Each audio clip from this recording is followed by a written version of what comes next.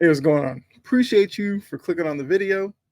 Hopefully, you're having a great day, and I could be a part of that. So, with this video, I want to go ahead and talk about my Red Sox. Going into the All Star break, best team in baseball for the last month and a half. Coming out of the break, they just got swept by the Dodgers in 3 games. I'm not going to worry too much about that. The Dodgers are a good team. The Red Sox are beating expectations. So, a 3 game losing streak, whatever. They face the Rockies next. I'm expecting them to bounce back against the Rockies team that isn't all that good, but that's neither here nor there for this video. So for this video, I want to talk about kind of like the state of the Red Sox roster with certain players in mind that could be coming back, because I think with Red Sox fans like myself, looking at it early on, it seemed like this is going to be kind of a lame duck year. They might trade off some guys at the deadline, but now that they're playing better, I feel like the viewpoint of the front office should be different. But then there's also the part of me that's thinking, like, with some of the guys I'm going to highlight in this video, would the Red Sox be bold enough to stand pat looking at some of these guys as acquisitions coming into this group and just stand pat and see how good this team actually is? So we're going to kind of look at all that, and then at the end, I'll tell you how I feel the Red Sox should approach the trade deadline. So looking at the 3 players here who either recently got hurt or are kind of on the verge of coming back really, really soon. Kenley Jansen, their closer. There's a lot of rumors about him, whether or not he would stick around. He's going to miss the Rockies series because of heart issues, and Denver, Colorado has the thin air. Obviously, thin air, heart issues, not a great equation, so they're going to keep him out of that series. Makes a lot of sense. Vaughn Grissom, the acquisition from the Braves in the offseason, who kind of an unproven talent, but I feel like this season was supposed to be, I guess, about the Red Sox giving him regular playing time at second base to see what kind of player he is. He's been out for a little bit. Looks like the right hamstring strain that's held him out of the lineup. He's coming back from. He's playing down at AAA on his rehab assignment. I believe I saw the last game he had a double or something. So it seems like he's going to be close to coming back to the team, which, second base is definitely, well, actually middle infield has been an issue for the Red Sox. Deal with the Trevor Story injury, which I'll talk about later. And, shuffling in like Rafaela sometimes at short, David Hamilton short or second. A lot of these different players that they plugged in at those spots. For the most part, it's been fine, but there have been some issues in terms of defensively at times with this group that maybe Grissom can help with some of that. I don't know. I think his bat still a bit of a question, but if he can come back and I mean, he doesn't have to necessarily hit home runs or anything, but if he can be like a doubles hitter or something, let's fine. He's still really young, so he's still developing as well. Rob Refsnyder, who's one of those unsung heroes of the team. He, when Alex Cora calls on him, he can destroy left-handed pitching. I mean, he's not terrible against right-handed pitching. He plays well defensively.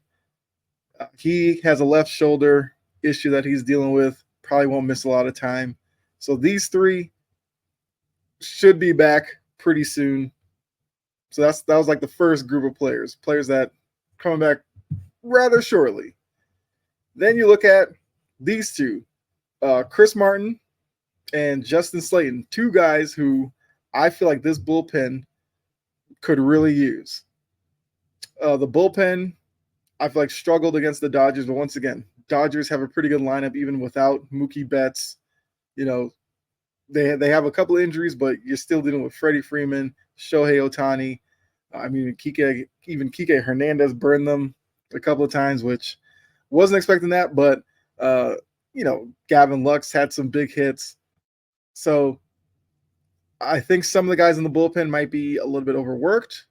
And Chris Martin is a guy who can set up, he can close. Because, like I said about Kenley Jansen, there was some thought the Red Sox could move on from Jansen to give Martin the closer role. So now he's coming back. That's a quality arm on the back end of the bullpen. Slayton is a guy that factors into the bullpen in terms of getting to the back end guys in the bullpen. Kind of where you're seeing like Weissert, Bernardino. He's a lefty. He's like their lefty specialist. They could definitely handle Slayton coming back, who I think was pitching like better before he went down. I mean, both of them were coming off right elbow inflammation. So it's definitely going to be something to watch even when they do come back. Is it going to be a lingering problem? Don't know. But these two should be back, I believe, in August. Probably middle August, I would say. And then we have these three. So these three, it's been a while since we've seen them. Tristan Casas with the rib injury. Seems like he'll be back in August. Like, that's for sure. Which would be a big addition because he was hitting pretty well this season. The defense has been there. Dominic Smith has handled that very well in his absence. The batting average isn't necessarily there with Smith, but he's had timely hits. He's played really well defensively. So we'll have to see what happens with him once Casas does come back. I mean, it's kind of weird platooning two left-handed hitters at first base. I don't know if Casas comes back. Does he DH a little bit? I don't know. We'll kind of have to see how they play around, how Alex Cora plays around with that, because you also have Yoshida that DHs a lot. You have certain days where Devers needs to DH. So we'll see kind of where Cora plays it with Casas when he comes back. Over on the right, you have Liam Hendricks coming back from UCL surgery. He was the acquisition from the White Sox in the offseason. Haven't seen him at all this season. He's another back end of the bullpen kind of guy. Hendricks has experience closing as well. So I guess depending on the status of he and Martin, maybe the talks of Jansen being moved by the deadline might be a thing, but it'd be kind of weird to move Jansen, then hinging your setup closer role on two guys that would be coming off of an injury. But let's say all three of them are still here.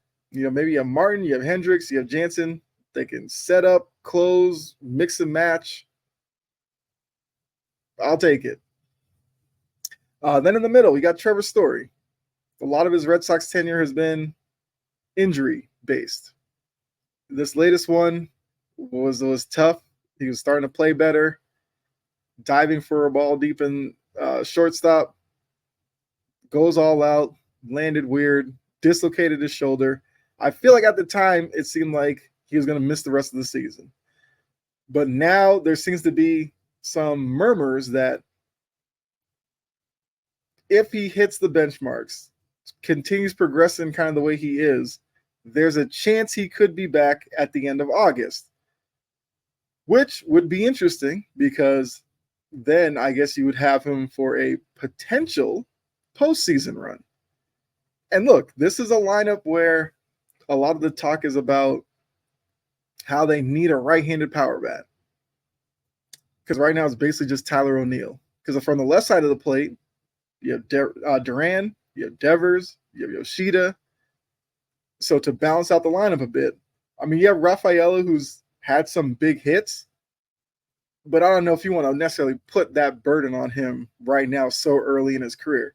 He does seem like a guy who could become a bit of a power bat from the right side, just not right now. And in this lineup, with Alex Cora kind of doing maybe one of his best jobs in Boston, getting this team to where they are, where now you have like a speed incorporation, you still have some power, but it's not like solely relying on power. It's just a diversified lineup now. Story's a guy who can give you speed on the base pass and some power. So that would be a welcoming sight if he's able to come back at the end of the season. I wouldn't say bank too much on Story coming back, but it does seem like Casas will be back, and Hendricks, it seems like it's very likely he's back in August. But now, like, what does all of that mean for Craig Breslow, the guy running things in the front office? The Red Sox are a game back after the sweep of the Dodgers. They fell out of the wild card race, out of a wild card spot, I should say, and are now back to being a game out, which is where they were for a few weeks, or like a week or two before the All-Star break, and then they jumped ahead of the Royals going into the break. But now they're a game behind the Royals and the Twins. So a good series in Colorado. The Red Sox could be very well right back into a wild card spot, possibly even moving up to the second wild card instead of being the third wild card. And then you have that team down in New York, the Yankees, which are 4.5 ahead of them. I believe the Red Sox have a series against them coming this weekend. And so far, they've played really well against the Yankees, so that there would be an opportunity there to possibly catch them, depending how the Yankees and Red Sox both play in their next series. And look, us Red Sox fans know, with all the expectations coming into this season, if we get to that weekend series and the Red Sox find a way to jump ahead of the Yankees either before it or through that series and come out of that series ahead of the Yankees, it would be full-blown panic mode in New York. And as Red Sox fans, we love to see it. So I say all that, and also like looking at the rest of the American League, like the only team they really kind of struggle against that are ahead of them are the Orioles. For whatever reason, the Orioles kind of have their number. I get it. The Orioles are going through a really good period right now. I completely understand that. But against the rest of these teams, they've kind of held their own. So if you're Craig Breslow, I feel like if you're planning on selling or standing pat, because like I said, some of those guys I mentioned before who are coming back, I think you need to buy. Now, maybe your shopping list won't be as extent as if you were like full buy-in mode, but I don't think it would hurt to bring in an arm, whether you want to go starter or reliever. I feel like either one is a necessity. And then, as I mentioned with the Casas and Dominic Smith first base dynamic, why not bring in a right-handed bat that can play first, that has some power? It only makes sense. You can platoon at first. You're facing a tough lefty. Casas can sit. You put in player whoever at first. You're good to go. It'll like even out the lineup even more. It'll give Alex Cora more tools to work with. So I feel like for Breslow, you should buy, like I said, get an arm, either starter or rotation. Hey, could even do both. Get one of each. Don't care. Because, I mean, the rotation's been okay. But there are some guys that we have to worry about later in the season. How will their arms hold up as they push into innings territory that they may have necessarily not have been in? Like, Houck has been great. He's kind of entering the territory where we don't know what he'll continue to perform at. Cutter Crawford's been pretty good. Bayo has been so-so. But hopefully he's a guy that can kind of step his performance up. But even with him, we don't know how he'll look at the end of the season. So if they want to bring in one of each, by all means, do it. And a right-handed bat, preferably, that plays first base. Doesn't seem like asking too much. But yeah. Oh, also, before I get out of here, can we extend Alex Cora? Can we do that?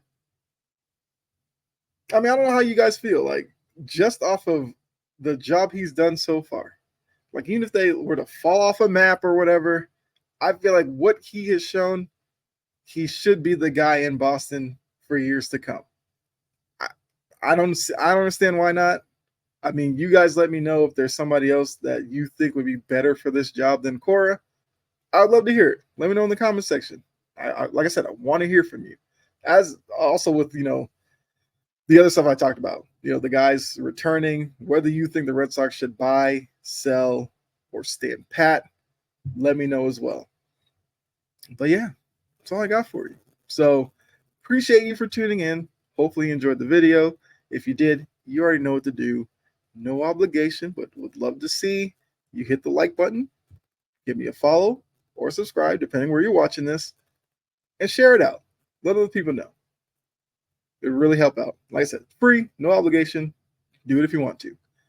But with that, I'll say, as I usually do, thanks again. Appreciate it. Appreciate you. Be safe. God bless. And I will see you in the next video. All right. Bye.